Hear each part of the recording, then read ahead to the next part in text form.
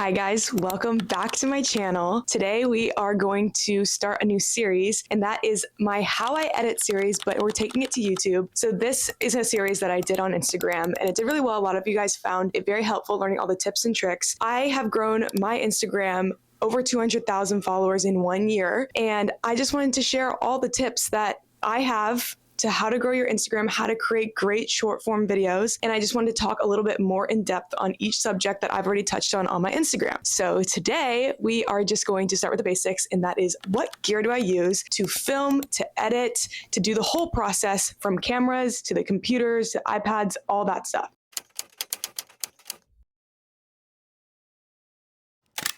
So first we're going to start with cameras, and we've got to start with the iPhone. So I have the iPhone 16 Pro Max. So one thing that really drew me to this camera was that its cameras are really great. It has amazing zoom. It's got this side button right here where you can just press and it takes a photo when you press that button, which really helps when I'm doing my 0.5 shots. So I use this the most. It's just the camera I use for everyday things when I'm out and about, when I'm doing my running. It has the 0.5 feature on the camera, which I'm sure a lot of you guys know, but that's great for when you're holding it and you want to get a wide angle shot of yourself, of anything that you want to do. It just opens up the shot. So I find that that camera is really awesome. I keep my exposure settings a little bit lower. I keep them on lock on usually -0.3 or -0.7. This is what it looks like in settings. And then when you're in the camera, it would always keep that exposure setting on, which is great because a lot of times, if you've noticed when you're taking a photo on an iPhone, the exposure will change adjusting to the light, and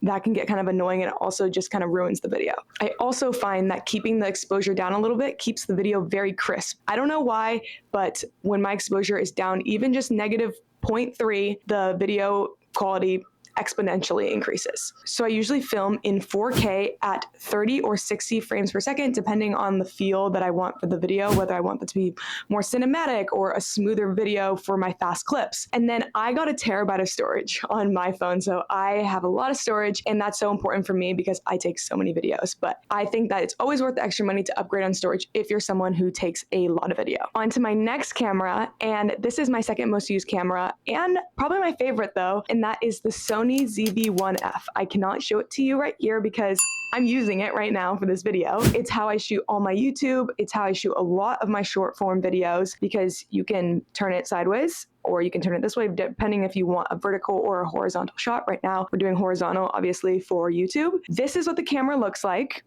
This is the exact model that I have. I have had it since I started doing Instagram, and I've never had any problems with it. It is so crisp, so clear. One thing that is very important though is it needs to be shot in good lighting. So you cannot use this camera shot in darkness. It doesn't have a flash, so you need to make sure that you're always having a window facing at you. You're in good lighting, but if you have good lighting, it's impeccable.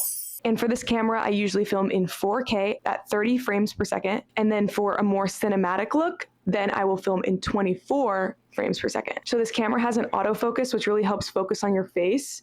It has an eye autofocus and just like a real-time autofocus, which really helps with keeping the image sharp. And I usually have that turned on, especially if you're doing product shots or you're doing some UGC and you really want to focus on the product, and it will kind of like make the background a little bit more blurry. And not too blurry, but it just really focuses on the subject, which I really like. I always use a tripod for this camera. So I have two different ones. I have one that makes vertical video really easy, and then the camera just flips up and you can look at the screen, you can see yourself. And then I just use like a really standard normal tripod that just, it sticks right on for horizontal, and it just keeps it very straight, very steady.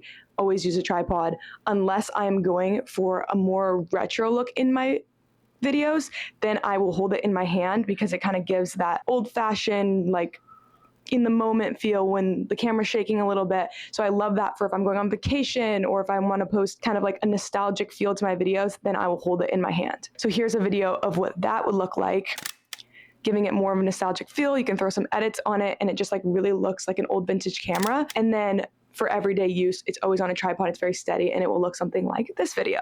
Okay, I know you guys are just as excited as I am to do a tempo run. First things first, fit check. Today I'm wearing all VSX.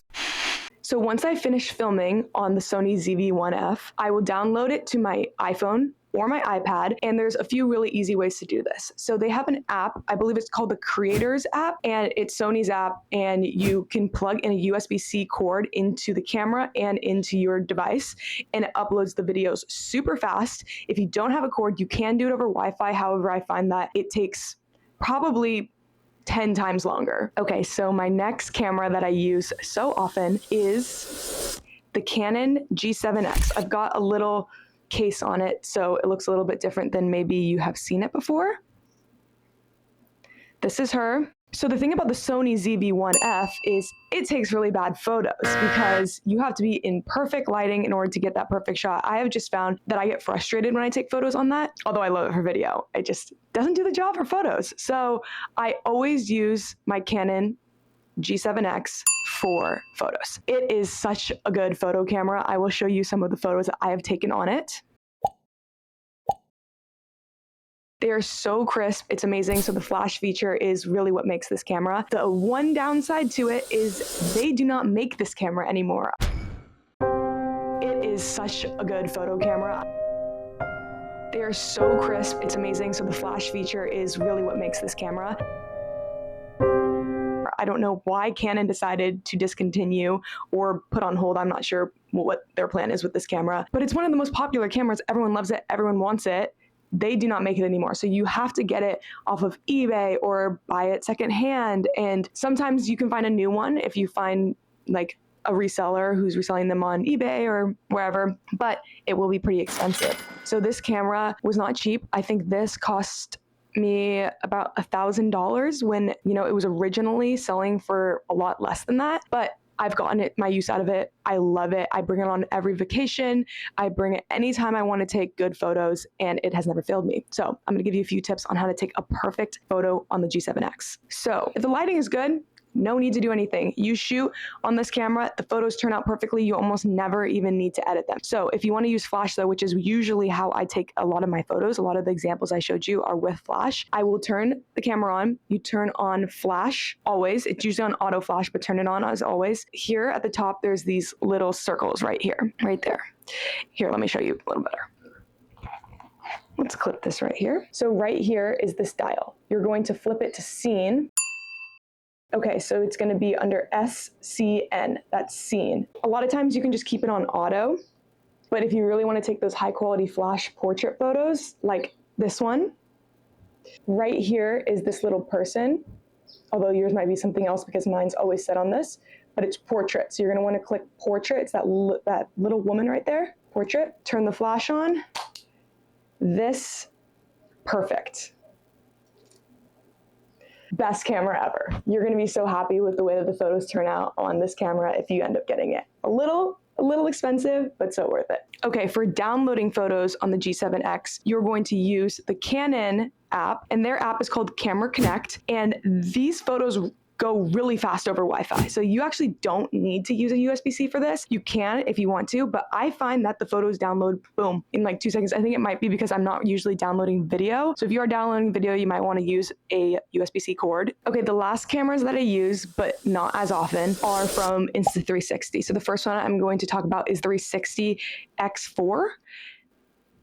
Or X3, X4. They're the same, but just like one's more updated model. This is what it looks like. It is a 360 camera, which is very cool. And I use this when I'm doing any type of sports typically. So you can put it on a little stick, you stick it out. And when I'm going snowboarding, skiing, you know, going in the water, you can have a waterproof case on it. So awesome for that kind of stuff. And it's water resistant as well, even without the case. So I don't really worry about it getting ruined when I'm taking it into the snow and doing anything like that. It's a 360 view of what's around you. Very cool if you're into sports. It's a very durable camera. I've just gotten like really sick shots with it. You don't have to worry about getting yourself directly in the center of the shot because you will always be in the center of the shot depending on how you adjust the camera. So you will download it into their Insta360 app after, and you can kind of play around with the view. You can, you know, make it a panoramic view to see the entire shot. You can, you know, swipe around so you can see the different angles that the camera took. Very cool. And you can just like really get some awesome action photos and action shots of yourself. I find that it's the best when you just put it on a selfie stick and stick it straight out. It just gets everything. There's no need to like be moving it around or doing anything. Keeping it steady is always really awesome. I recommend getting a little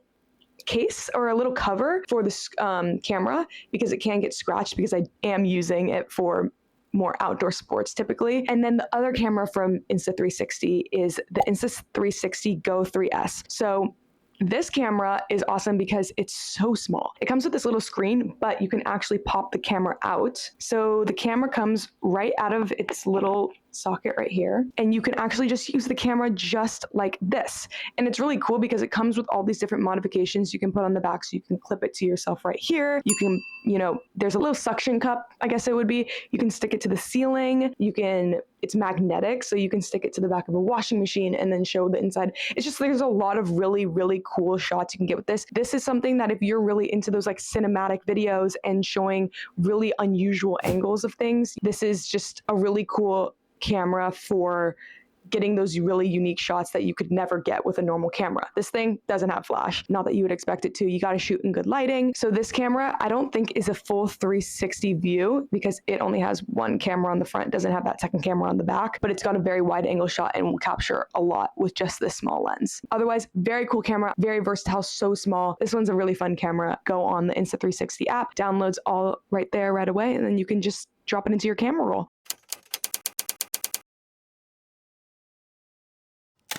Okay, let's talk through some other gear that I use for filming. So there's the tripod.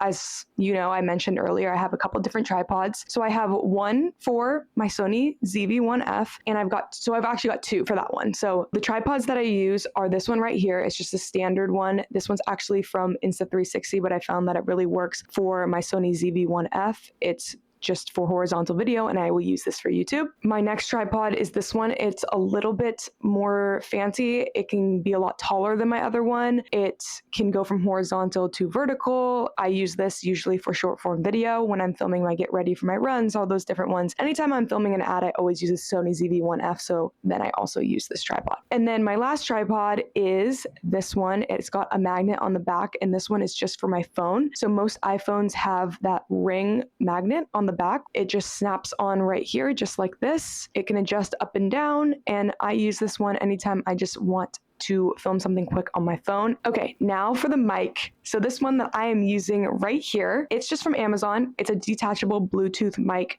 So the other part of it attaches to my camera. So you just take the receiver and you stick it into the aux hole, whatever that thing's called, and it's got a Bluetooth that is talking to each other. And so I can take this anywhere. I could go into the other room. I could go somewhere else, and it would always pick up my voice, which is really nice, and it kind of drowns out the background sound. I will drop everything in the comments below too, so that you guys can buy it yourself. And also everything is listed in my Amazon storefront as well.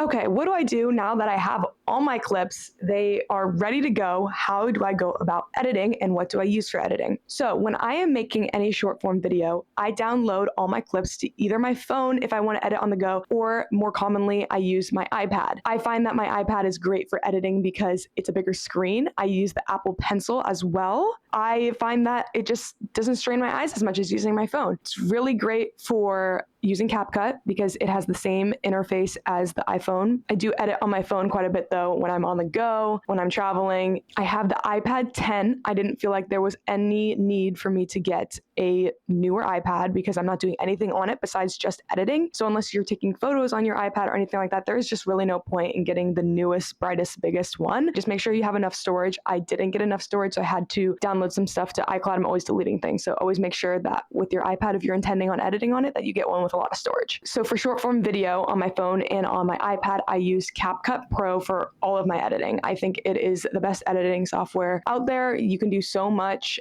I have the Pro version because I love the Pro features that they have, and it really just isn't that expensive in the grand scheme of things, given how much I'm editing and that this is my job. And so for YouTube, I bring everything to my computer. I edit everything in DaVinci Resolve. It's been a very easy learning curve, but it's a lot more than just your standard short form CapCut editing. There's a lot more you can do with long form, and I'm still learning how to, get into that world. Trying out a new editing platform is always definitely a learning curve. So that's what I'm editing in right now. It is free, which was great. I was going back and forth between, Premiere Pro, Final Cut, just a couple different ones that I was recommended to me. But after doing my research, I have found that DaVinci Resolve is completely free and can do just as much as any of those other editing platforms. People edit also in CapCut on desktop, but I have found that DaVinci Resolve kind of has a little bit more and is more suited to long form. And then you can use so many different